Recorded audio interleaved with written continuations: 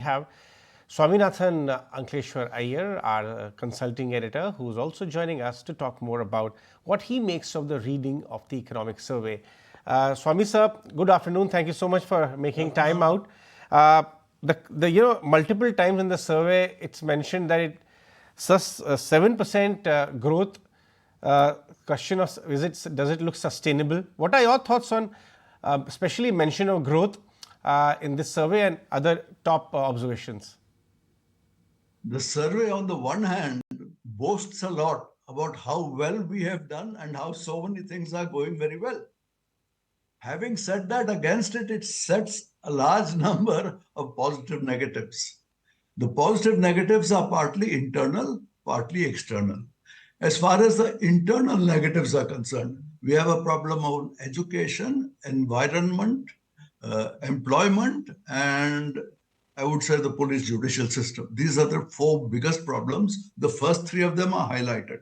But even with those three problems, if you are still doing 8.2%, it means that they are not binding constraints. The binding constraints are the external ones, especially if Mr. Trump comes to power and if he enacts all that he says he is going to enact, if he is going to destroy the world trading system, if he is going to encourage Russia and Ukraine or even encourage China to attack Taiwan because he's going to become isolated, if these geopolitical things come up, that can be a big spoiler for what otherwise could be a sunny scene. So we have this business of, the base scenario is sunny, but there are some serious events that could happen. Maybe they won't happen. I mean, I'm talking about a worst case scenario. The best case scenario might be much better. Maybe Mr. Trump loses. But I'm mainly saying that the biggest constraints, the biggest threats are external. The domestic scene, despite our internal problems, is pretty solid. Right. I want to talk about this entire issue of jobs. I mean, we all know that it is such a pressing issue, especially tier 2, tier 3 and rural side. Can we expect some policy impetus now that the government also has a lot of fiscal room to do so in a very targeted manner, given the track record of this government regarding expenditure? Sir, if governments could stop unemployment, they would have done so a long time ago. I have been covering budget since 1967, and since 67, employment has been an issue.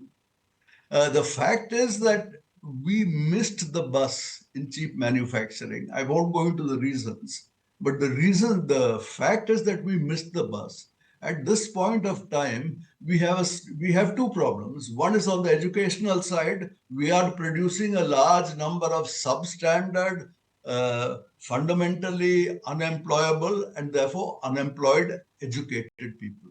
And what to do is not clear, because if you want to reform the entire educational space, that will take 20 years if you really want schools to be good from class 1 going all the way to university. But we need to do that in the long run. I agree.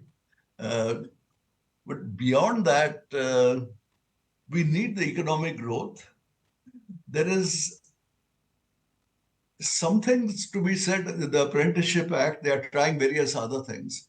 But I would say that we are going to have a problem which actually a large number of other people are having. That if you look at modern manufacturing, it does not create many jobs. I remember Rahul Bajaj telling me back in 2020, please don't expect manufacturing to create jobs. So I think there is a mistaken emphasis on the notion that manufacturing will create a large number of jobs. In fact, job creation is larger in the services sector, and I think that will continue to be the case. But I do not think the government tweaking things a little here or a little there makes that much difference. To the extent the government is able to smooth out things, for instance, the economic survey itself says that the clearances, that the burden of licenses, burden of permits, it may have come down somewhat, but it remains very heavy. If you can get rid of some of those things, it will help. Again, if you can solve some things like, look at the land acquisition problem, it still has not been solved. Mr. Modi's real project close to his heart, bullet train from Bombay to Ahmedabad. After 10 years, it still is there. So we have a number of those things to be overcome. All of this will help. None of it can be done by a budget. None can be done by one single policy. We need to get more efficient. We need to remove all those hurdles that are there, and it will improve. But still, because we missed the bus on low wage manufacturing, I see this as a continuing problem for 20 years. Good point. Swami sir, thank you so much for your time, and we look forward to interact with you tomorrow as well, the big day. And we will look forward to your analysis of the budget. But if you like this video, then like, share and subscribe to ET Now.